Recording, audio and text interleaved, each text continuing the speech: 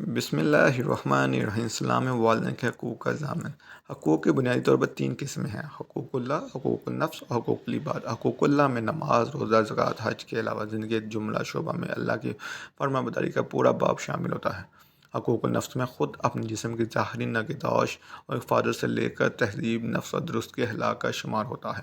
حقوق العباد میں سب سے پہلا حق رسول اللہ صلی اللہ علیہ وآلہ وسلم کا ہے، پھر آپ صلی اللہ علیہ وآلہ وسلم کے بعد نسبی اور خونی رشتے کا درجہ آتا ہے، جس میں ماں باپ، بیٹے بیٹیاں اور دیگر اعضاء و اقارب کے حقوق کا درجہ ہے۔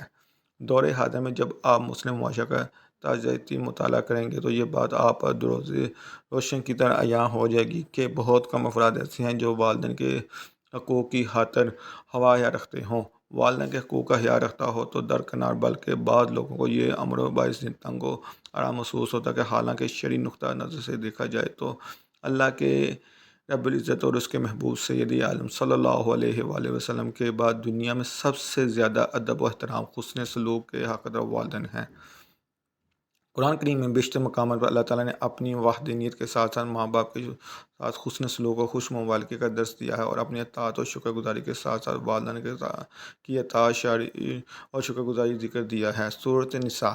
ترجمہ: اور اللہ کی بندگی کرو اور اس کا شریک کسی کو نہ ٹھہراؤ، ماں باپ سے بھلائی کرو، رشتہ داروں اور یتیموں اور محتاجوں اور کے پاس جاؤ، اور دور کے ہمسائے اور قربت کے ساتھی اور راہگیر اور اپنی بندی غلاموں کے ساتھ احسان کرو، بے شک اللہ تکبر کرنے والے، بڑائی میں مارنے والوں کو دوست نہیں رکھتا۔ آیت 36 سورۃ البقرہ میں ارشاد ہے۔ ترجمہ: اور یاد کرو جب ہم نے بنی اسرائیل سے عہد لیا کہ اللہ کے سوا کسی کو نہ پوجو، ماں باپ کے ساتھ بھلائی کرو اور رشتہ داروں، یتیموں اور مسکینوں اور لوگوں سے اچھی بات کہو اور نماز قائم رکھو، زکوٰۃ دو، تو چند شخصوں کے سوا تم سب اس عہد سے منہ پھیر بیٹھے تھے۔ آیت 83 سورۃ لقمان میں والدین کی شکر گزاری کی تاکید اس طرح فرمائی۔ ترجمہ: اور ہم نے آدمی کو اس کے ماں باپ کے بارے میں تاکید فرمائی۔ اس کی ماں نے اسے پیٹ میں رکھا، کمزوری پر کمزور جلتے ہوئے، اور اس کا دودھ چھوٹا 2 برس میں ہے، اور یہ کہ حق مان میرا اور اپنے ماں باپ کا، آخر میں مجھ تک آتا ہے۔ آیت 14 سورۃ العنکبوت میں والدین کے ساتھ حسن سلوک کی تاکید ان الفاظ میں کی گئی۔ ترجمہ: اور ہم نے آدمی کو تاکید کی اپنے ماں باپ کے ساتھ بھلائی کی، اگر وہ تجھ سے کچھ کریں تو میرا شہری ٹھہرائیں، جس کا تجھے علم نہیں تو ان کا کہا نہ مان، میری ہی طرف تمہارا پھیرنا ہے اور میں بتا دوں گا تمہیں جو تم کرتے تھے۔ آیت 8 ان آیات کریم میں اللہ نے اولاد کو حکم دیا کہ پورے ادب و احترام کے ساتھ ماں باپ کی فرمانبرداری، احسان شناسی اور شکر گزاری کرے۔ خود اس سے جو بھی واضح ہو جاتا ہے کہ اللہ تعالیٰ کی بارگاہ میں والدین کا کیا رتبہ اور مقام ہے، بلکہ حق تو یہ ہے کہ اگر والدین کی کسی تکلیف دہ بات سے اولاد کو ٹھیس پہنچ جائے تو وہ ان سے اف تک کہنے سے اللہ تعالیٰ نے منع فرما دیا ہے۔ چنانچہ صورت بنی اسرائیل میں ہے۔ ترجمہ: اور تمہارے رب نے حکم فرمایا کہ اس کے سوا کسی کو نہ پوجو، ماں باپ کے ساتھ اچھا سلوک کر، اور اگر تیرے سامنے ان میں 1 یا 2 بڑھاپے میں پہنچ جائیں تو ان کو اف تک نہ کہو، انہیں جھڑکنا، ان سے بات ادب کے ساتھ کرنا، عاجز و نیاز ان کے آگے جھکے رہو، ان کے حق میں دعا کرو، اے میرے رب ان دونوں پر رحم فرما جیسا کہ ان دونوں نے مجھ پہ بچپن میں پالا۔ آیت 23-24 ماں باپ کی عظمت اور ان کی فضیلت کے سلسلے میں بہت کی احادیث واردات ہوئی ہیں، جن میں سے والدین کے آیت شار فرمانبردار اولاد کے لیے دنیا ہی میں جنت کی بشارت دی گئی ہے۔ حضرت ابو امامہ رضی اللہ تعالیٰ عنہ سے روایت ہے کہ ایک شخص نے عرض کیا، یا رسول اللہ صلی اللہ علیہ وسلم، کیا والدین کا اپنی اولاد پر کیا حق ہے؟ تو آپ صلی اللہ علیہ وسلم نے فرمایا، وہی تو تمہاری جنت اور جہنم ہے، یعنی ان کی فرمانبرداری کی صورت میں تجھے جنت ملے گی اور نافرمانی کی صورت میں جہنم۔ ابن مجامہ۔ حضرت عبداللہ بن عباس رضی اللہ تعالیٰ عنہ سے روایت ہے کہ رسول اللہ صلی اللہ علیہ وسلم فرمایا، ماں باپ کا اطاعت، اشعار اور خدمت گزاری کوئی بھی فرزند جب ان کی طرف رحمت و محبت کی نگاہ سے دیکھتا ہے تو اللہ تعالیٰ اسے ہر نگاہ کے بدلے میں ایک حج عمرہ کا ثواب عطا فرماتا ہے۔ صحابہ کرام رضی اللہ تعالیٰ عنہ نے اس حیرت انگیز بشارت میں متعجب ہو کر پوچھا، یا رسول اللہ صلی اللہ علیہ وآلہ وسلم، اگرچہ وہ ہر روز 100 بار دیکھو؟ تو آپ نے فرمایا، ہاں، اگرچہ روزانہ 100 بار دیکھو تو اللہ تعالیٰ بڑا پاک و بہت بڑا ہے۔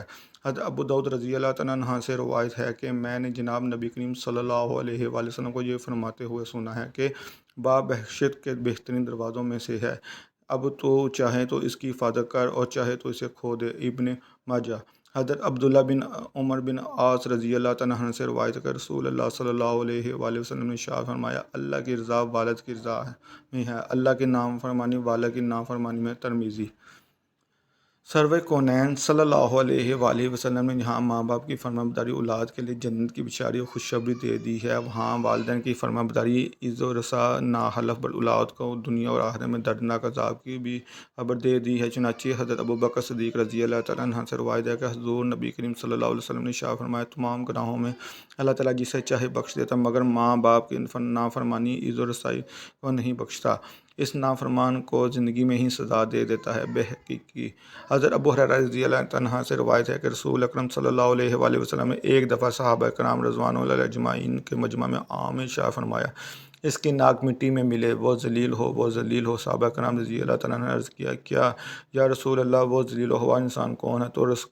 تو سرکار عالم صلی اللہ علیہ وآلہ وسلم نے ارشاد فرمایا، وہ شخص جس نے ماں باپ دونوں یا ایک کو بڑھاپے میں کی حالت میں پایا اور جنت میں داخل نہ ہوا۔ مسلم۔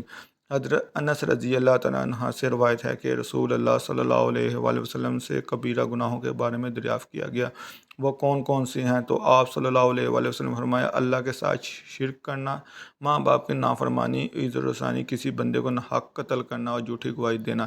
صحیح بخاری۔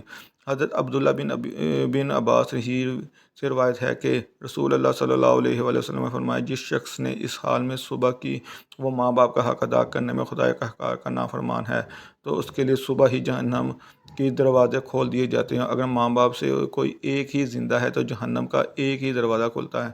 صحابہ کرام رضی اللہ تعالیٰ عنہ میں سے کسی نے عرض کیا، یا رسول اللہ، اگرچہ ماں باپ بیٹے میں ظلم کرتے ہوں؟ تو آپ نے فرمایا، اگرچہ وہ ظلم کرتے ہوں، اگرچہ وہ ظلم کرتے ہوں، اگرچہ وہ ظلم کرتے ہوں۔ الادب المفروض۔ بات یہیں تک محدود نہیں بلکہ والدین کی نافرمان اولاد کی زندگی کا خاتمہ بھی خراب ہونے کا اندیشہ ہوتا ہے۔ والدین کی نافرمان اولاد کو دنیا میں مرتے وقت جو سب سے بڑی سزا ملے گی وہ یہ ہے کہ اسے وقت کلمہ پڑھنا نصیب نہ ہوگا۔ اگر آپ لوگوں کو میری ویڈیو اچھی لگے تو میری ویڈیو کو لائک، سبسکرائب اور شیئر کریں تاکہ آنے والے ویڈیو کے بارے میں آپ کو جلد سے جلد نوٹیفیکیشن مل سکے۔ شکریہ۔